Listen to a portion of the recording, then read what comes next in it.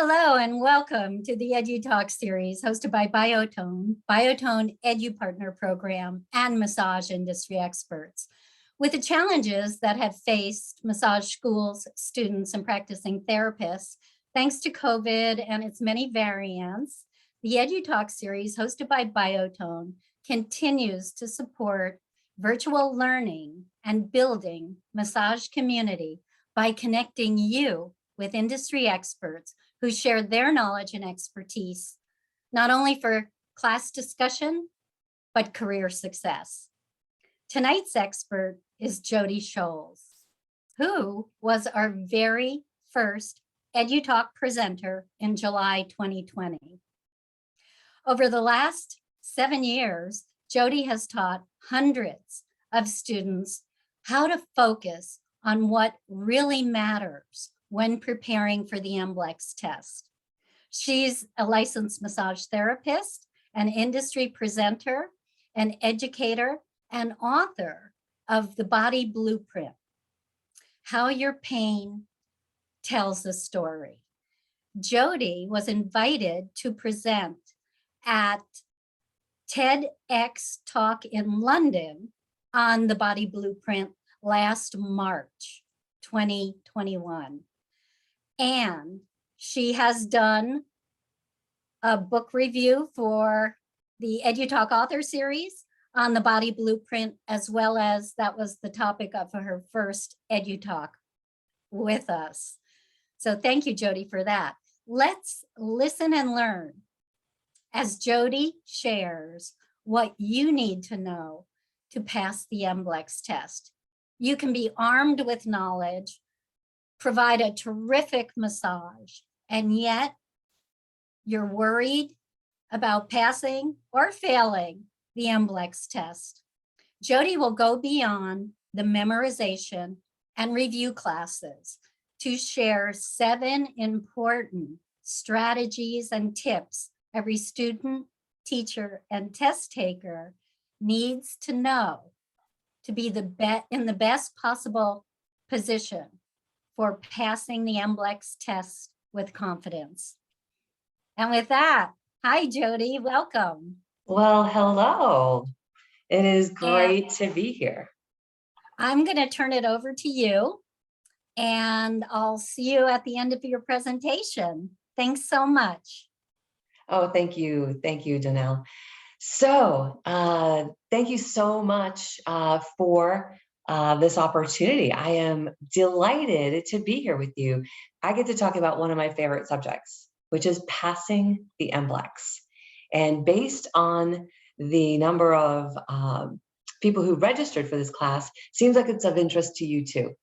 So we're going to jump right in. And I see many names I recognize, but I see many names I don't recognize too.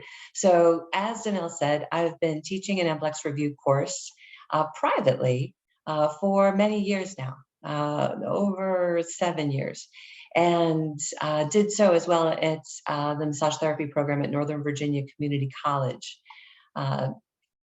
But today we're going to talk specifically about what does it take to prepare your students, you as a graduate, your school.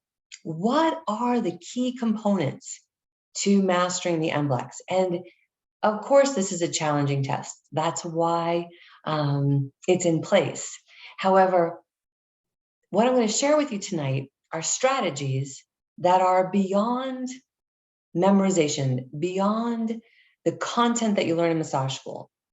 We'll address the content you learn in massage school, but really want to share with you tonight some behind the scenes, some information about the test itself, and that will arm you with the information that you can use, pass along to your students, pass along to your teachers.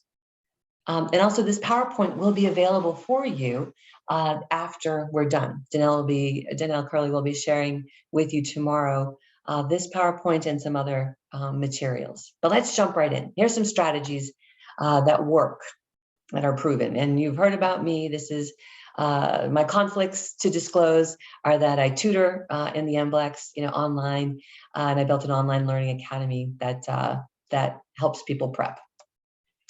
All right, so what's the answer? You're here tonight for answers. And thank you so much for making time this evening. You want some answers about how to get the highest pass rate for your school, for you personally to pass this test. And according to the Federation of State Massage Therapy Boards, 3 out of 10 people, 3 out of 10 students fail on their first attempt. So how do we prepare students not only for the treatment room, but also for the exam, for the testing, the exam room?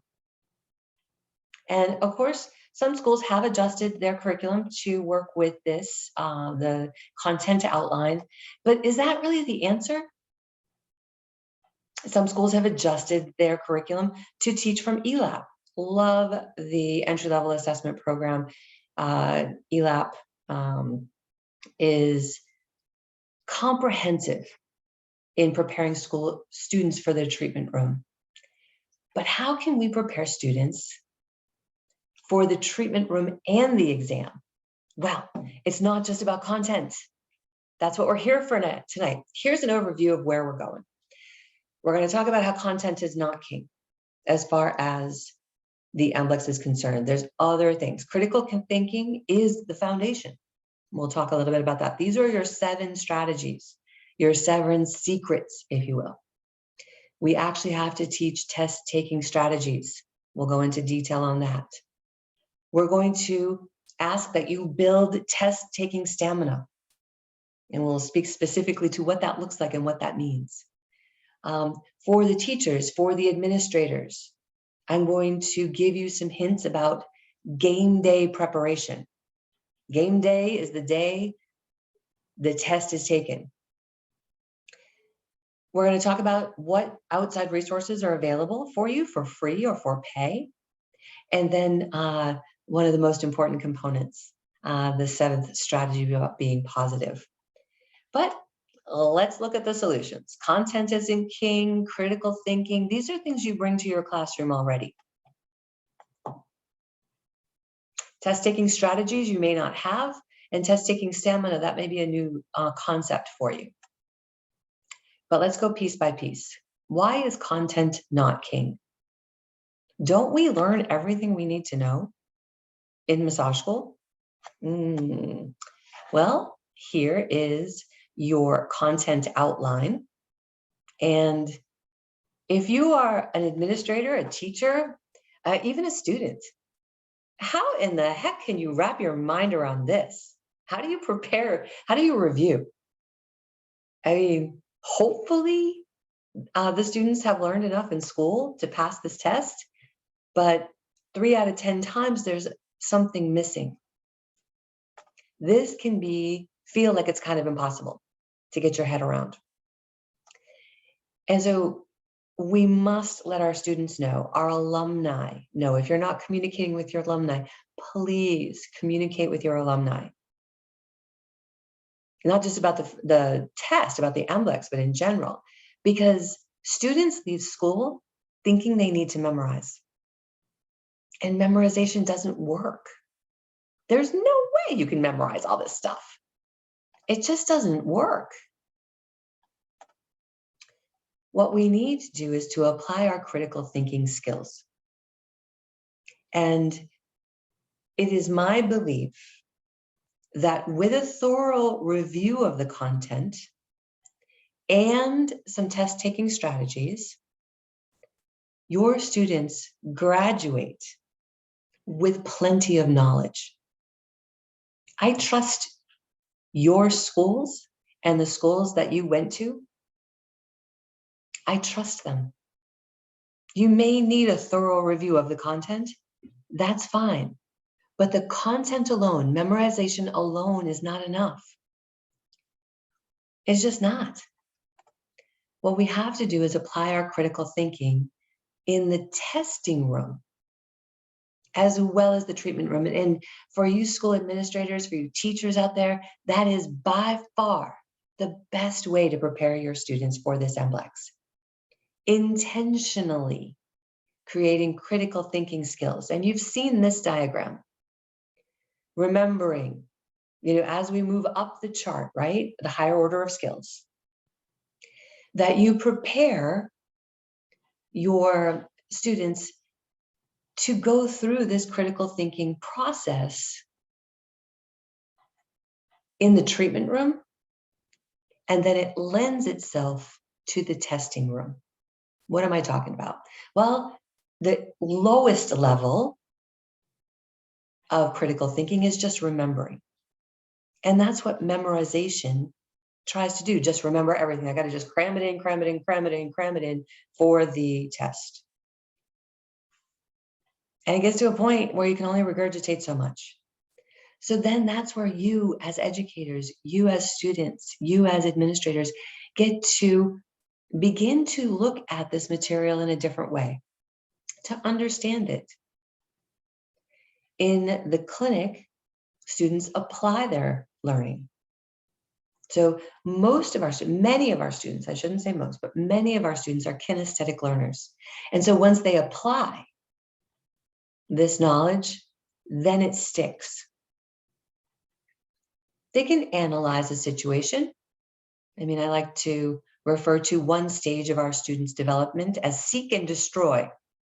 It's the stage of their students' development where they can find a trigger point and they can kill it.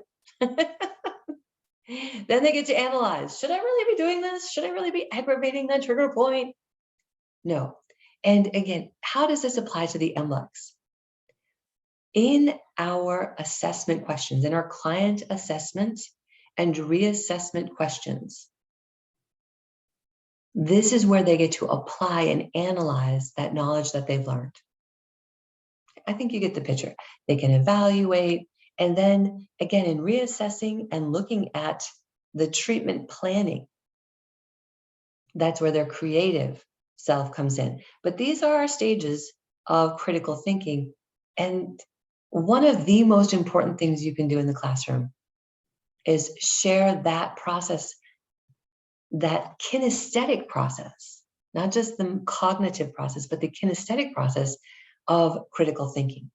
It applies directly to how they approach a question. So we have content is not king. We need our critical thinking. You heard me mention test-taking strategies. And this is where I feel like most students are left wanting. I was going to say drop the ball, but you can't drop the ball if you never get handed the ball. So test-taking strategies. What are the test-taking strategies? This is fundamental test-taking. So our students must understand what is the MBLEx. They're blindsided if they don't understand some of the tools they have to successfully take a test, the MBLEx and every other test.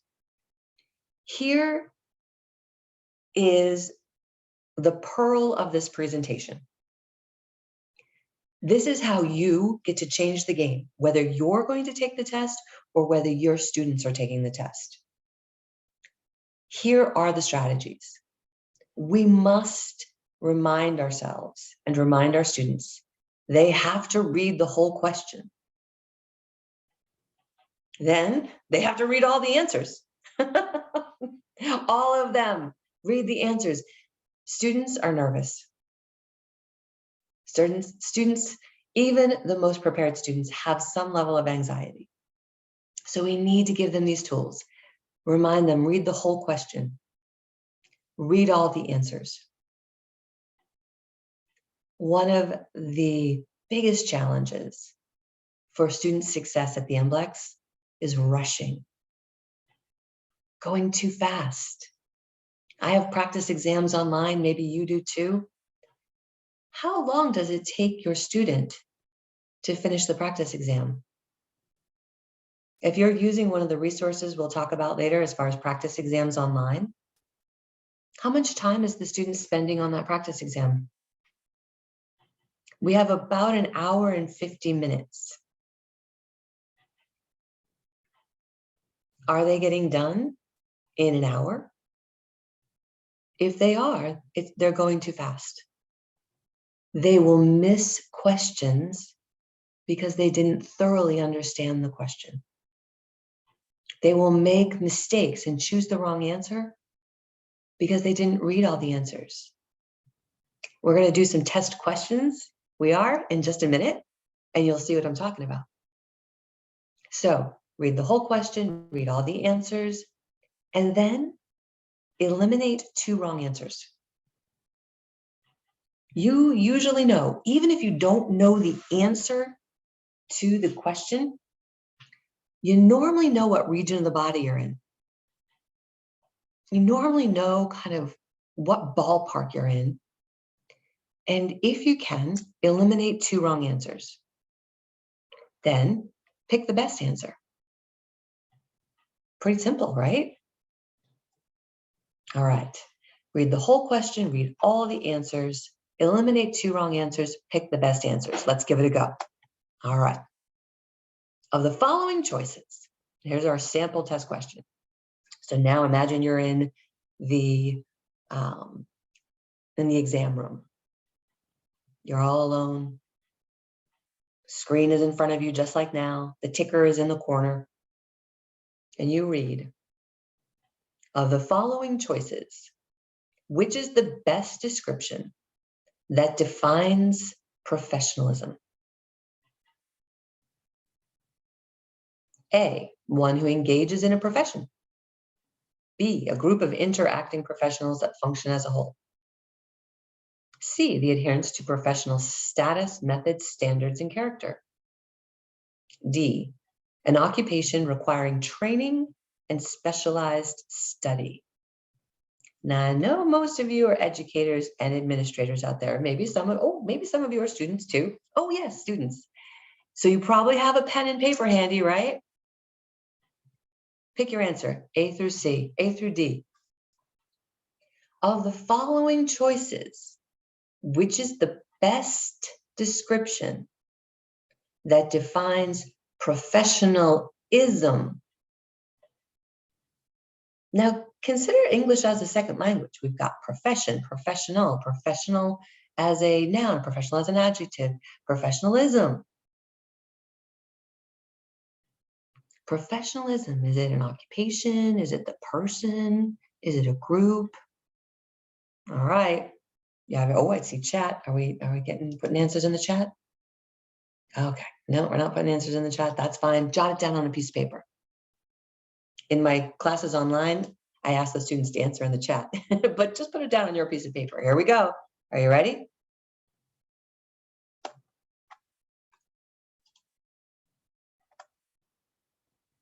The correct answer is letter C. The adherence to professional methods, standards, status, and character. Now, what makes letter C the best answer?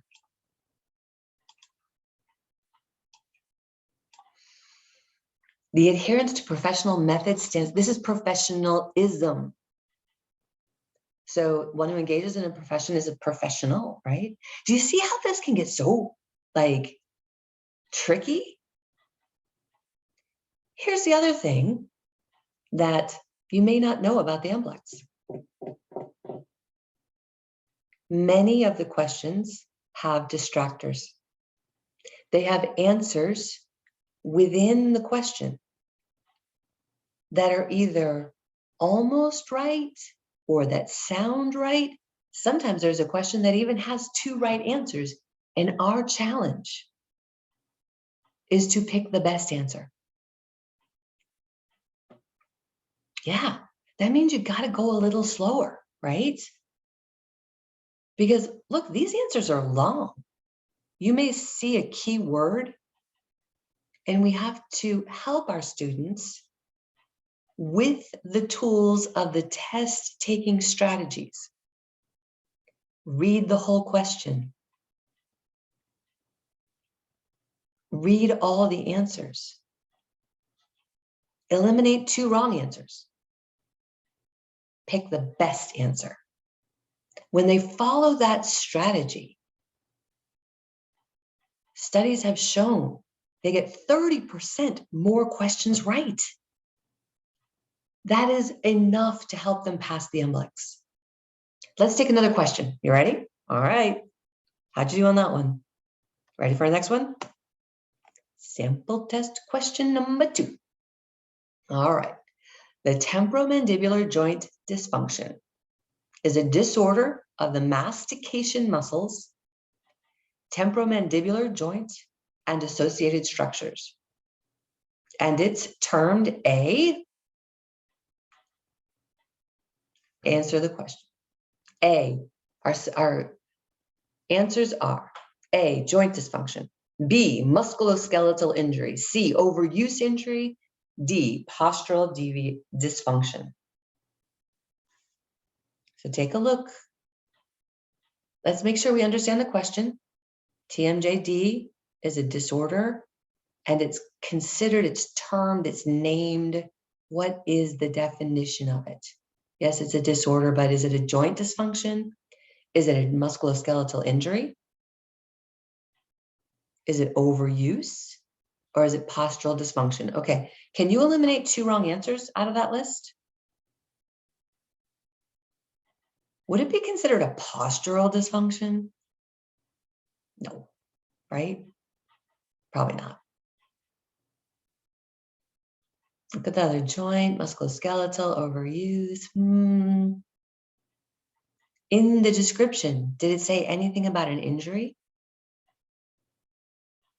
Sometimes when people grind, there's an injury, but then that's overuse. It could be, well, you know, the disorder. All right, pick your answer. See if you can eliminate 2 wrong answers, but pick your best answer. Ready? Bang. Technically, it's a joint dysfunction. Good job, those of you who got that. We can't assume there's been an injury. It can be the result of arthritis, structural defects, grinding teeth. But in this case, the best answer is a joint dysfunction. It fits the question. Can you see how any of those answers might have been right? Well, maybe not postural dysfunction, but TMJD is caused by overuse. TMJD can be from an injury, but in and of itself, it's just considered a joint dysfunction. See what our students have to deal with? All right, let's move along. So we have covered our first 3 strategies, but this in my book is the second most important. Test-taking strategies is first.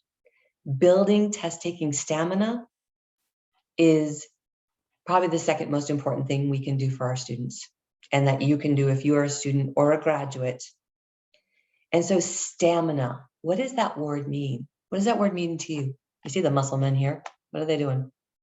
They're running, right? Yeah. Stamina is another word for focus. Stamina is another word for endurance. In our little cartoon here, stamina is how long we can work on a task. Building our stamina makes us better readers. This is from like 1st grade, 2nd grade. We build our stamina from a young age. But what we might forget is that we have to build our test-taking stamina. As the slide says, do your students take a 2-hour class, 2-hour test in school?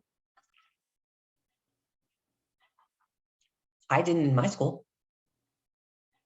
No, I'm old enough. All right, I'm old enough to have taken the NCB-TMB, the National Certification Exam, with a number 2 pencil. It's true. But that's not the way case it is anymore, right? In those days, we had to worry about putting 2 marks on the same line and messing up the rest of the sheet. Now, our students face a different challenge, and that's focusing on the screen for 2 hours, taking a test. They can pass 2 hours on Facebook or Instagram or Twitter or playing a game, but taking a test, it's a different story. And I compare it, I ask students, when you sit down to read, how long do you read?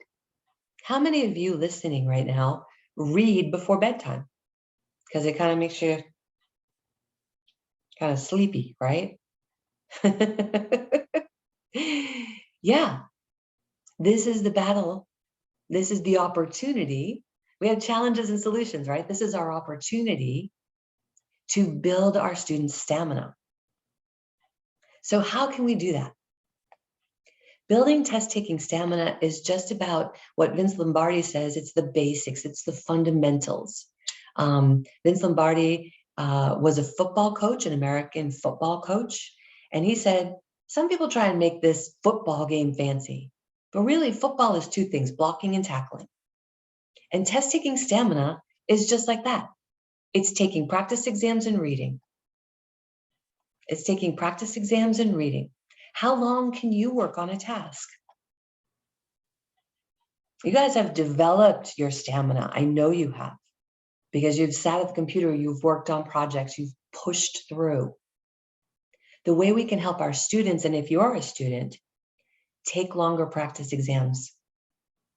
If you have to build up to it, build up to it. When you take your practice exams, eliminate distractions.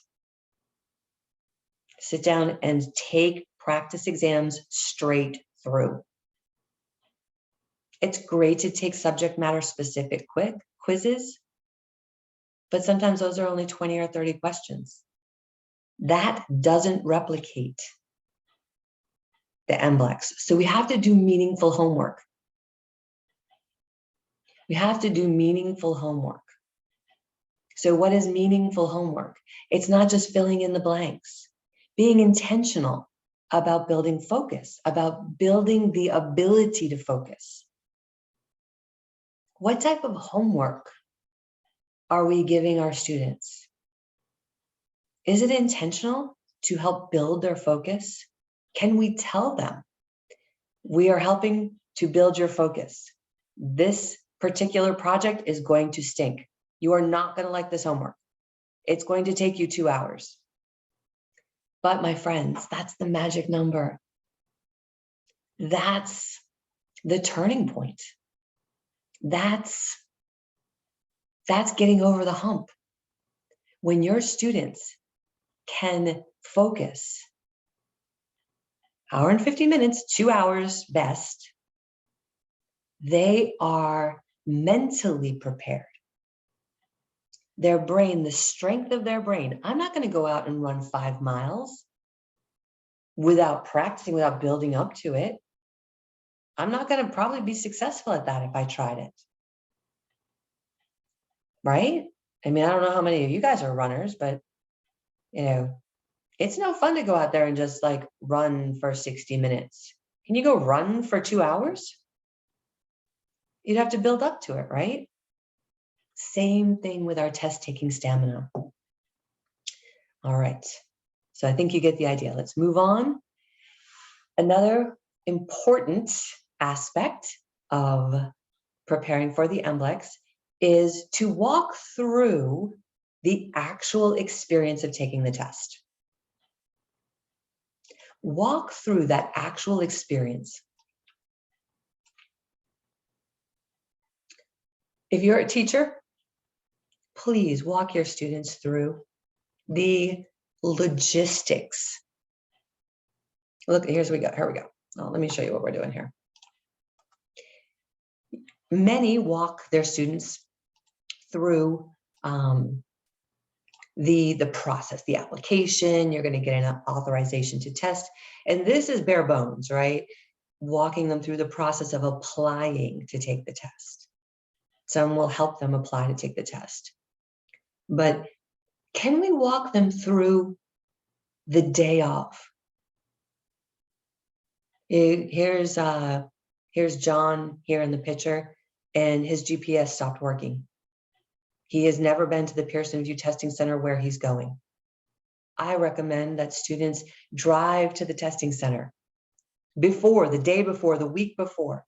So they know their route, they know where they're going to park, they know the way to go in. So I recommend they drive to where they'll test a week before at the same time and on the same day, preferably, so they know where they're going. What happens, if their phone dies? Heaven forbid, right? So get them there. Make sure they know what door to go into. And our rules say you have got to be there a minimum of 30 minutes early. If you're not there 30 minutes early, they can deny you testing. Do you walk them through the day of? They're going to have to put away all their stuff in a locker.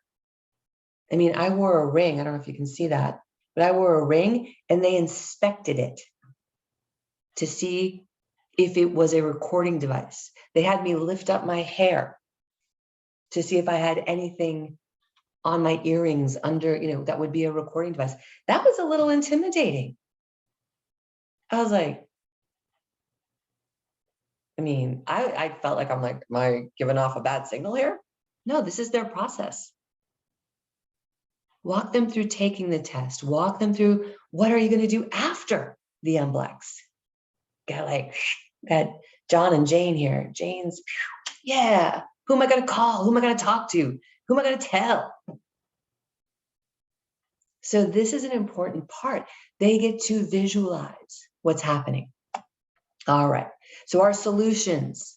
I want to move you through this because I know it's that time of day where you're wrapping up in your day. And I really, again, appreciate you so much for taking the time today. We know that content isn't king. They can't memorize. They've got to use their critical thinking. Memorization isn't going to do it. They have to employ these test-taking strategies. They have to be prepared with test-taking stamina. You're going to help them with their game day prep. You can utilize outside resources if you want. Some of you are already doing this. The ABMP has an exam coach. AMTA has an app. There's YouTube videos. Some of this, if you are not currently in school, if you're someone who has graduated and you're listening to this, you might invest some money to get prepared. There are free videos on YouTube that you can find. And I would encourage you to share with your colleagues. Share in the chat. Share what's working for you. What are the tools that you found? I just recently learned about bamboo. Where have I been? Didn't know anything about that. So explore those resources, pool your resources. Share those with your colleagues. Share them in the AFMTE group chat, in the groups, the EdNet group. Great group. Thank you, Sandy, for facilitating that. But what's working for you? Maybe we can have a discussion over the next few days on what's working for you. But here's what your students need most. And if you are a student, what you need most. Oh, number 7 is coming, but I can't go to number 7 without acknowledging that sometimes friends and family aren't supportive. We need to be intentional about our outside influences. We need to acknowledge if there is someone who's a negative Nelly in your life, they're going through a hard time and now they want you to go through a hard time too, you got to put them in a box. You got to put it in a box for right now because it doesn't support your highest good. Because number 7, the real key to success, our last key to success, can you guess? Boom. You. Yes. You as the teacher, you as the administrator, you as the cheerleader for yourself, for your students. The positivity. You might be the only person who believes in you. You as a teacher may be the only voice of positivity around this test. Many students believe they're not good test takers, and they prove themselves right. Many students feel that test-taking anxiety. These strategies that I've given you today will help to calm that anxiety. You guys bring your own special sauce to this. If you know breathing techniques, teach them to your students. If you know heart math, share it with your students. I said, if you know heart math, if you haven't heard of that, it's a breathing technique. It's where we get into our highest good. But bring your own special sauce. If you do transcendental meditation, if you do, transformational breath. I mean, we're getting off subject here, but bring your special sauce, because your positivity is what creates the belief and the confidence and the positive outcomes. And what do you focus on in your classroom? What do you focus on?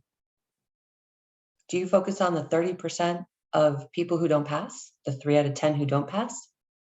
Or do you focus on the 70% of students who do pass? That's where you want to be. 7 out of 10 students do pass nationwide. And I'll bet your school has a better rate than that. And much of that is because of you. And if you want to take that up a notch, you want to turn up the volume on awesomeness for your students to prepare for the MBLEx, give them these test-taking strategies, build their test-taking stamina. Celebrate their successes. How do they celebrate? How do you celebrate their success? I do a happy dance when I have a student who calls or texts. Oh my gosh, think about how you feel. If you're going to take the test, of course you're going to feel amazing when you pass. How are you going to feel? Are you going to cheers with champagne? Are you going to have a special meal? Who are you going to call? Imagining success is very powerful to that outcome. Feeling the energy, the emotion of that success is very powerful to creating it. So in conclusion, your solutions to your strategies for getting past the MBLEx. Know that content is not the king. Memorization doesn't work. You must employ your critical thinking skills. If you're a teacher or a student, use these test-taking strategies. I've said them over and over again. Read the whole question, go slow. Read all the answers. Eliminate 2 wrong answers. Pick the best answer. Simple, right? Yeah. Teachers, build your students' test-taking stamina by giving them meaningful homework. Teachers and students, do game day prep. Go see the testing facility. Figure out where you're going to park. Do your game day prep. What are you going to eat for breakfast? How much sleep are you going to get the night before? What time of day are you scheduling your test? Be intentional. And then utilize the outside resources that you have. If you're in school, use the resources that your school has. If you're alumni, go back to school. See what resources they have for you. Pull out your notes. But understand that's not the only thing that's going to get you over this hump. And finally, be the best version of yourself by being positive.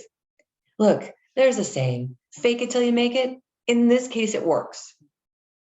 If you can't be positive, if you're like in the weeds, like if you're in your anxiety, if you're in that, the best way to get out of it, the very first baby step, just to smile. Just smile. My mom used to tell me, you can be angry, but you have to smile. When I was a little kid, she used to say, you can be angry, but you have to put a smile on your face. Do you know how hard it is to say angry with a smile on your face? Honestly.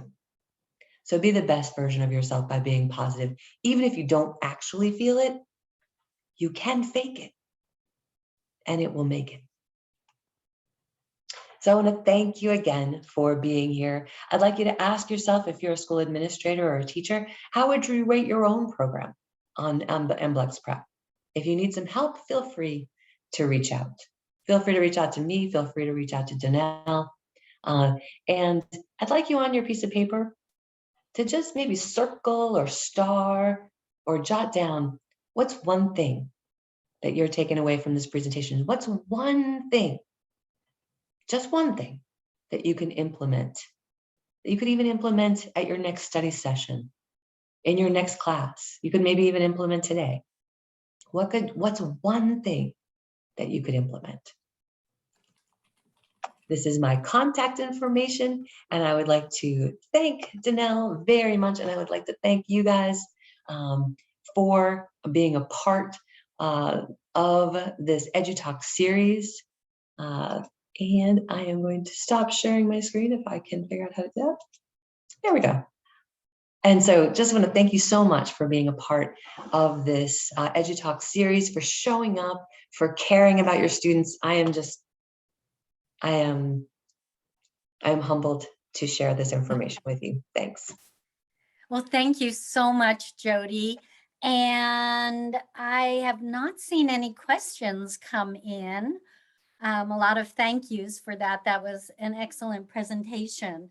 Now, I've heard a rumor that the questions get harder as you move through the test. It's true. Yes, no, maybe? It's true. Rumor? Yeah. If you guys have not taken a look at what a computer adaptive test is, jot that down, a CAT, a computer adaptive test. I like to explain to my students that the test does get harder. But here's the thing. You have to frame it in. The test gets harder, but it's in their best interest. Here's why. When a student answers a question correctly, the next question in that category will get harder. But here's the bonus. It's worth more points. Our students still have to score 630 points in this 100-question test. We don't know the numbers that they score because we don't see that anymore. But that harder question is worth more points. So they get to the point where they test their knowledge in a category. And sometimes they can earn mad points in one category, which would make up for another category that they don't do so well in. Because when a student answers a question incorrectly, the next question is easier, but worth less points. So that's how this adaptation, this computer adaptive test works.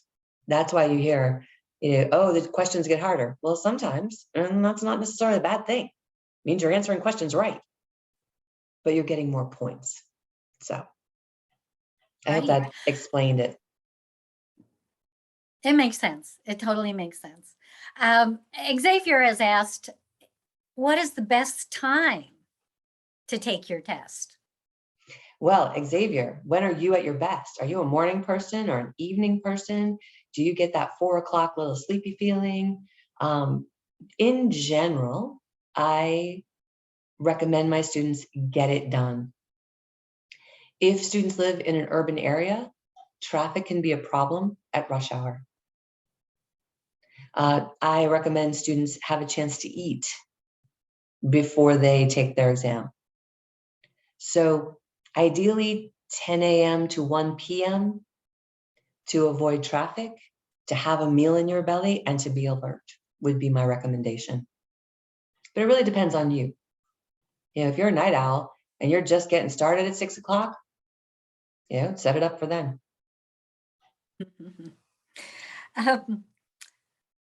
Now, with any of the tests, like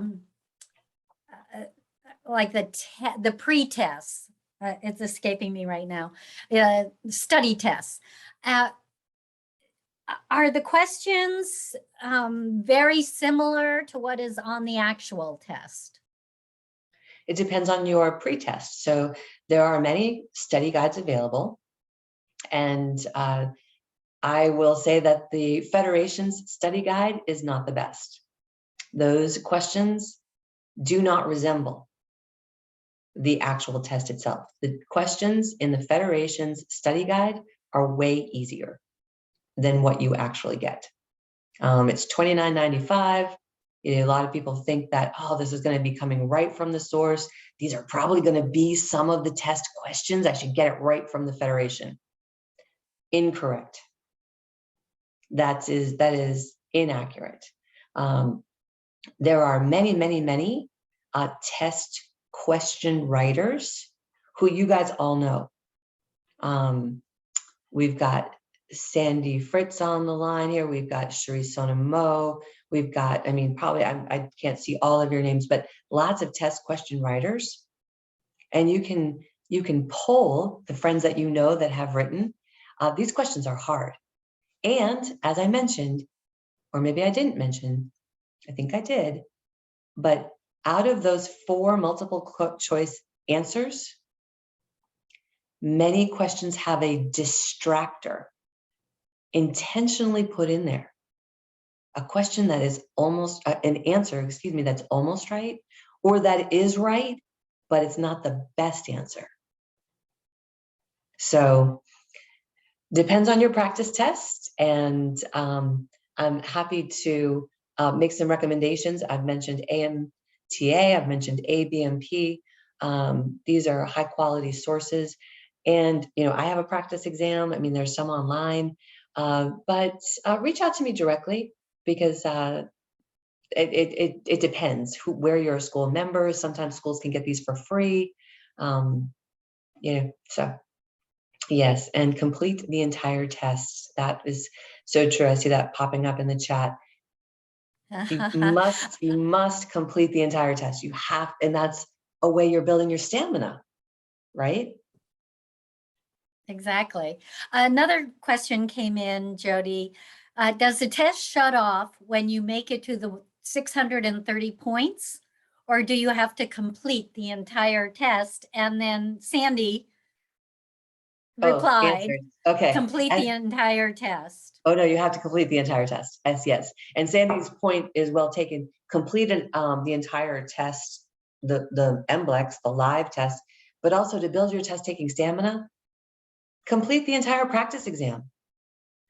Give yourself the space. Create that quiet space. Shut the door. You know, carve 2 hours out for yourself. Because I know we have a number of students online tonight, and so set yourself up for success. You have to complete the entire test once you're there. It does not just boom, okay, you passed. No, you have no idea. I took that test.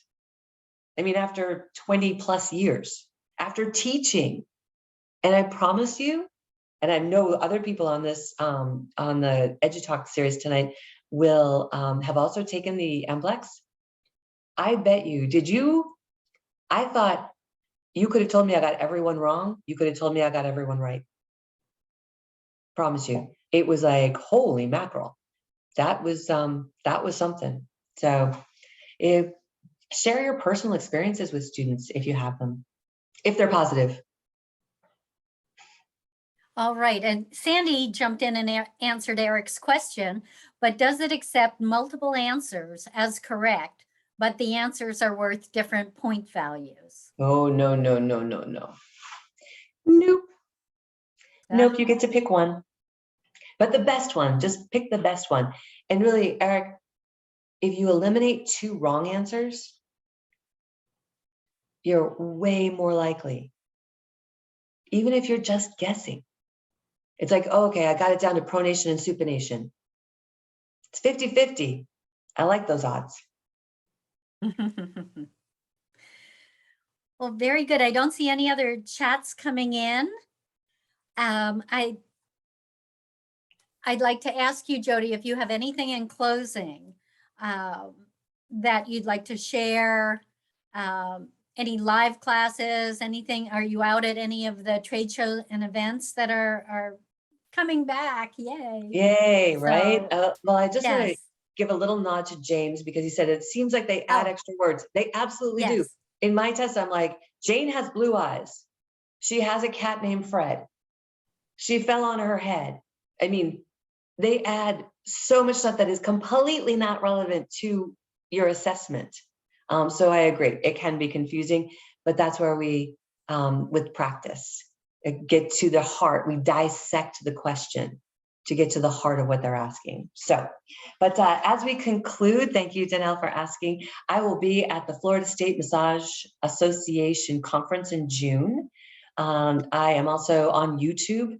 If you guys want to see, I've got a bunch of free classes, free MBLEx review classes on YouTube. And you're welcome to use them. You're welcome to ask me for resources. Danelle's going to send you some resources. She's going to send you this PowerPoint. And I've got a bunch of resources if you're looking for some material to incorporate into your schools. And of course, if you're students, hit me up on social media or look on YouTube, see if this type of teaching resonates with you. I do live classes on Tuesdays, Eastern, 12 Eastern, and it's a pay what you can or pay nothing at all. You know, usually they're $199, but I've recently switched to the model of just pay what you can, because, you know, to be honest, we need more massage therapists. We need more people with a passion for our profession. And so I just consider it such a joy and privilege to be on this part of the journey with a graduate from massage school to help them get over the hump of passing the test. So, well, great information, good work. Sandy is recommending your YouTubes, so hopefully everyone will take advantage of that. Tomorrow, everyone, I will be sending the recording link to Jodi's presentation this evening and a copy of her handout and her contact information again. Before we leave, I'd like to just quickly mention the upcoming EDU-TALKs, which we're delighted to have in May. Diana Thompson. On May 3rd, she'll present electronic health records, your practice, time, and money saver. And that should be very interesting. As well as on May 17th, Janet Wolf Blevins will do a presentation on introduction to acupressure. And she has also reviewed her book, Introduction to Acupressure, which can be found on the Biotone website, biotone.com, under the EDU-TALK tab for author series. And then looking ahead to June, Ruth Werner will present on June 7th, Massage and Long COVID. Can they go together? And this is a great topic that I'm sure we're all curious about. And Dr. Ben Benjamin will present on June 21st, low back assessment and treatment and the most common cause of pain. And this was Deanna saying golden, and yes, more therapists with a passion. So study hard. And yes, lots of agreement, more passionate therapists. I want to thank all of you for being massage therapists and becoming massage therapists and all you do for the profession and for all of us that need you. Thank you so much. And with that, I'll say good night and thank you, and watch your inbox for follow-up email tomorrow. Take care, everyone. Be safe and join us again. Bye-bye.